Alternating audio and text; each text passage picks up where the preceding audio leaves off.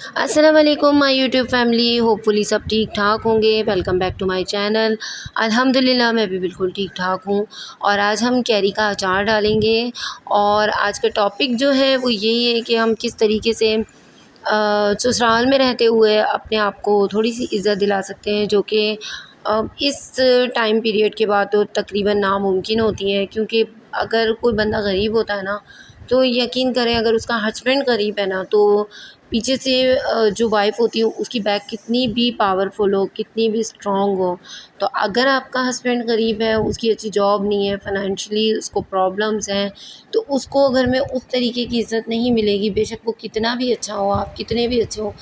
और जो आपके और फैमिली पर्सन होते हैं, यानी कि आपके इन-लॉज़ में आपके देवर होते हैं, जेठ होते हैं, और आपके जो नंदें होती हैं उनके हस्बैंड होते हैं, तो अगर उनकी अच्छी जॉब है तो उनको बहुत अच्छे से लोग वेलकम करते हैं, उनको बहुत वैल्यू देते हैं, लेकिन आपकी वो वैल्यू नहीं होती। तो आज हम इसी मौजू पे बात करेंगे कि हम किस तरीके से अपने आप को, अपनी वैल्यू को बहुत ज़्यादा इम्प्रूव कर सकते हैं। तो घर की रूटीन को भी साथ साथ लेकर चलेंगे। आज पानी आ गया था, पानी मैंने हमारे यहाँ तकरीबन ना बहुत 15 दिन में पानी आता है, तो हम लोग जितना स्टॉक कर सकते हैं उतना कर लेते हैं, और उसके साथ पे थोड़ा-थोड़ा सा हम लोग यूज़ करते रहते हैं और अपना काम चलाते रहते हैं। अल्हम्दुलिल्लाह टैंक बहुत बड़ा है, तो उसकी वजह से इतनी ज़्यादा हम लोगों को प्रॉब्लम नहीं होती। तो मशीन मुझे लगानी थी, साथ में हस्बैंड भी नहीं होते और वो काम पर होते हैं सुबह से रात तक, तो ज़ाहिर-सी बात है जब हस्बैंड नहीं होंगे तो हमें खुद ही करना होता है सब कुछ।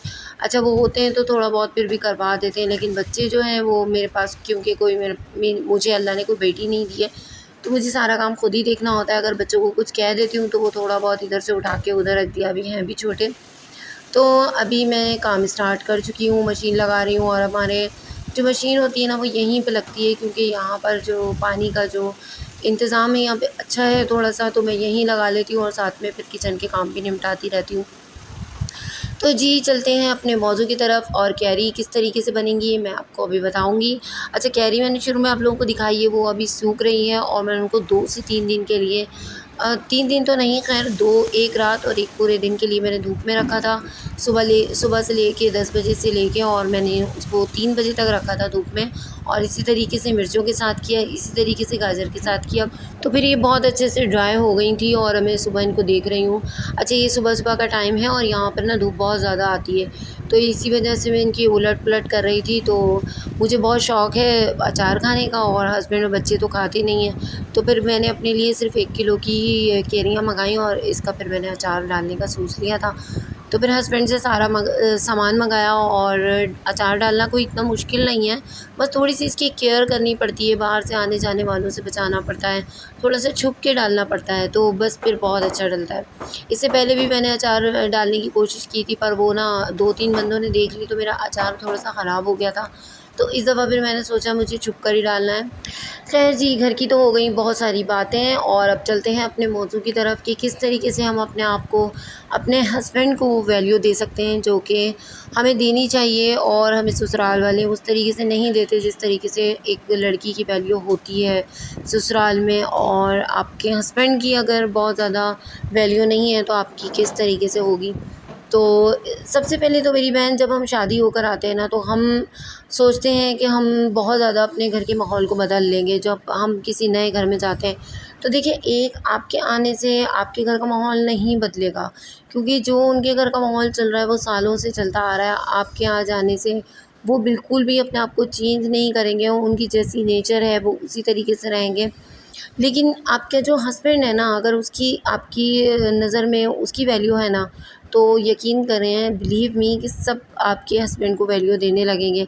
तो आपके लिए, आप इसको छोटी-सी एक टिप समझ लें, आपके लिए ये टिप है कि आप जो है ना, जब अपने हस्बैंड से सबके सामने बात कर रहे हो ना, तो अगर वो आपसे ऊँची आवाज़ में भी बात कर रहा है, और अगर आपसे कोई मिसबिहेव भी कर रहा है अपनी किसी ज़हनी टेंशन की वजह से, परेशानी की वजह से, तो आपने उस वक़्त उसको जवाब नहीं देना है।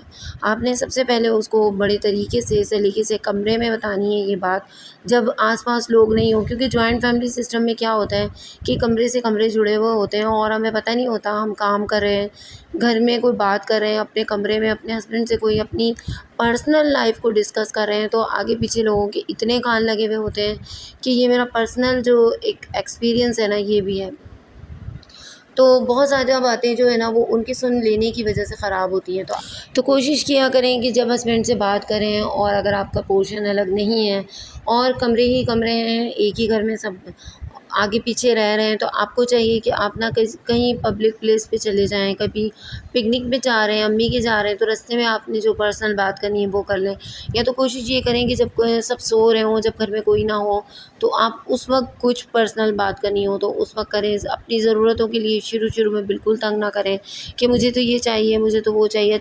अच्छा, शुरू में क्या होता है कि बच्चों का तो कोई झंझट होता नहीं है, तो हमारी जो अपनी एक पर्सनल लाइफ़ होती है ना, उसमें हमें हमारी बहुत ज़्यादा ख्वाहिशात होती हैं, बहुत ज़्यादा हमारी नीश होती हैं, उनको हमें पूरा भी करना होता है और दिल चाहता है कि हस्बैंड हर तरीके की जो हमारी ख्वाहिशात हैं उसको पूरा करें। लेकिन हमारा जो इमेज बनने का टाइम होता है ना, यकीन करें हमारा इमेज इसी वक्त बनता है और इसी वक्त ख़राब होता है, क्योंकि लोगों को बहुत ज़्यादा इस फ़िक्र में रहते हैं लोग, बहुत ज़्यादा फ़िक्र होती है इस चीज़ की कि ये बंदी अपने हस्बैंड से किस तरीके से बात करती है, क्या वैल्यू देती है, क्या नहीं देती। तो अगर आपने अपने हस्बैंड से बहुत ज़्यादा प्यार से बात करी है, उनको बहुत ज़्यादा इज़्ज़त दी है ना, तो बिलीव मी, अगर वो कम तनख्वाह भी लेकर आ रहे हैं ना, तो आपकी इस चीज़ को वो बहुत ज़्यादा मोटिवेट होते हैं आपकी इस चीज़ से, और आपकी इस चीज़ को बहुत ज़्यादा दिल ही दिल में अप्रिशिएट कर रहे होते हैं। क्योंकि उनको जो घर में बिल्कुल भी उनको वैल्यू नहीं मिलती ना, और आप उनको वैल्यू देते हो तो उन्हें बहुत अच्छा लगता है और वो अपने आप को बहुत अच्छे से इस चीज़ से फ़ील कर रहे होते हैं। तो जो ऑटोमेटिकली होते हैं ना घर वाले, वो भी आपकी थोड़ी बहुत आपके हस्बैंड की इज़्ज़त करने लगते हैं। तो अपने हस्बैंड को, अपने रिश्ते को बिल्कुल भी किसी के सामने ख़राब ना करें, और ससुराल वालों को तो बिल्कुल भी इस चीज़ का बिल्कुल मुँह ही ना लगाएँ। अगर वो आपके हस्बैंड को इज़्ज़त नहीं दे रहे ना, तो आपको कोई ज़रूरत नहीं है उनके आगे पीछे फिरने की, उनकी बिल्कुल चापलूसी करने की, उनको खाने बना-बना के देने की। यार, जब वो आपके हस्बैंड की इज़्ज़त नहीं कर रहे हैं, तो आप उनकी क्यों कर रहे हो? आप अपनी जगह क्यों बना रहे हो? देखो, आप कितनी भी अपनी जगह बना लो, लेकिन अगर आपके हस्बैंड की जगह नहीं है ना आपकी फ़ैमिली में, आपके इन-लॉज़ में, तो आपकी आपकी जगह कभी भी नहीं बन सकती मेरी बहन। चाहे आप कितना भी उनको खिदमतें कर के अपना बनाने की कोशिश करो, क्योंकि जिसकी जगह जो होती है ना, वो ऑटोमेटिकली पहले दिन से होती है। और ये मेरी आपको गारंटी है कि आप कभी भी अपनी जगह उस वक़्त तक नहीं बना सकते, जबकि आपके हस्बैंड की बहुत अच्छी जगह आपके घर में नहीं होती है। तो अपने हस्बैंड को, अपने रिश्ते को बहुत अच्छा टाइम दें, अपने हस्बैंड की जितनी सपोर्ट कर सकती हैं। अगर आप हाउसवाइफ़ हैं, तो आप उस तरीके से सपोर्ट कर सकती हैं, और अगर आप कोई जॉब करती हैं, तो कोई इसमें मुज़ायका नहीं है कि आप अपने हस्बैंड को अपनी जो फ़ाइनेंशियली सपोर्ट होती है वो दे सकती हैं। तो ये आज की मेरी बात थी जो आप लोगों से मुझे करनी थी, क्योंकि बहुत ज़्यादा जो बहनें होती हैं ना, वो इस चीज़ पे बहुत परेशान होती हैं कि ससुराल वाले बिल्कुल इज़्ज़त नहीं देते। तो आप भी उनको इज़्ज़त उतनी ही दें जितनी कि उनको उसकी ज़रूरत है, क्योंकि पे हस्बैंड के जो वालिदैन होते हैं ना, जो उनके पेरेंट्स होते हैं, उनकी तो इज़्ज़त बहरहाल हम पर वाजिब भी है, और ये हमारा एक दीन भी हमें सिखाता है कि हमें उनकी इज़्ज़त बहुत ज़्यादा करनी चाहिए। लेकिन बाकी जो लोग हैं वो आपको जैसा बिहेव कर रहे हैं आपके साथ, आप भी सेम उनके साथ वैसे ही करो। तो जी, ये थी आज की बात, और अब चलते हैं हम अपने अचार की तरफ। तो बातें करते-करते अचार मैंने तकरीबन डाल दिया। अच्छा, मैंने इसके अंदर कच्चा ऑयल डाला है, जो कि सरसों का ऑयल है, और इसमें आधा किलो से ज़्यादा मैंने ऑयल डाला है। बाकी इसमें मैंने जो बना बनाया अचार का मसाला होता है वो भी मंगाया है, और साथ में मैंने राई दाना जो होता है वो भी मंगाया है। इसके अलावा मैंने इसके अंदर कलौंजी और मेथी दाना भी अलग से मका के डाला है, क्योंकि मुझे कलौंजी और मेथी दाना थोड़ा अलग से ज़्यादा अच्छा लगता है, और राई दाना तो आपको पता ही है कि खटाई के लिए डलता है। तो ये मेरी जो कैरियाँ हैं बहुत अच्छे से ड्राई हो चुकी हैं, और आप लोगों को दिखाने का मकसद यही है कि आप लोग भी अगर बनाना चाहते हैं तो इस तरीके से बना लें। पहले मैं सिर्फ़ आम का अचार डालती थी, पर अब मैंने सोचा मैं इस दफ़ा थोड़ी-सी गाजर, थोड़ा-सा लहसुन भी डालूँगी। तो गाजर और लहसुन मैंने ऑफ़ कैमरा डाल दिया था, वो इस वजह से कि वो मैंने उसी वक्त पील ऑफ़ किया था और मैंने उसको ड्राई नहीं किया था। अच्छा, गाजर मैंने दूसरे दिन करी है ड्राई, और अब मैंने इसके अंदर प्लास्टिक का चम्मच डाल दिया है, क्योंकि कहते हैं ना कि प्लास्टिक के चम्मच से अचार सही रहता है, तो वो ही मैंने इसके अंदर चलाया। और उसके बाद दूसरी दफ़ा मैं थोड़ा भूल भी गई थी। अच्छा, इसके साथ साथ एक और टिप यही है कि ये जो है अचार, ये हमें कांच की जो बर्नर होते हैं ना उसके अंदर डालना चाहिए। लेकिन मेरे पास फ़िल वक़्त वो नहीं था, तो मेरे हस्बैंड ने कहा कि कैरियाँ ख़राब हो जाएंगी, तो आप अभी इसमें डाल लो, फिर मैं जब लेकर आऊँगा तो आप उसमें ट्रांसफ़र कर लेना।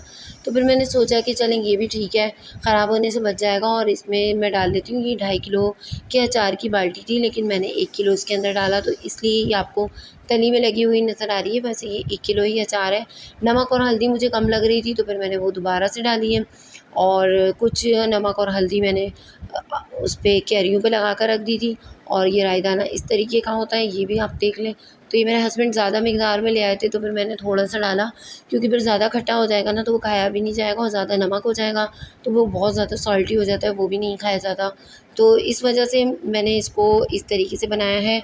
और और अगर आप भी चाहती हैं कि इस तरीके से बनाएँ तो आप बना सकती हैं। बहुत ही ईज़ी होता है अचार, और बहुत ही ज़्यादा अच्छा लगता है, क्योंकि मेरे पास तो कोई और ऑप्शन नहीं था और घर में कोई खाता भी नहीं था, तो मैंने कम बनाया। अगर आप ज़्यादा बनाना चाहें तो आप इसकी मिक़दार को बढ़ा सकती हैं। और जो अलग से मसाला मैंने मंगाया ना, जो मैंने बाज़ार से मंगाया था, वो मैंने पूरा 1 पाव मंगाया था, और पूरा 1 पाव का 1 पाव उसके अंदर डाल दिया था।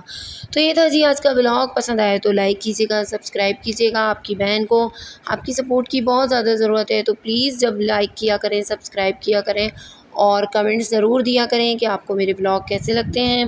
और इसी तरीके से आप लोगों के लिए अच्छी-अच्छी मैं मोटिवेशनल वीडियोज़ लाती रहूँगी। अपना रखिएगा बहुत ज़्यादा ख़याल, मुझे रखिएगा दुआओं में याद। अगली वीडियो तक के लिए अल्लाह हाफ़िज़।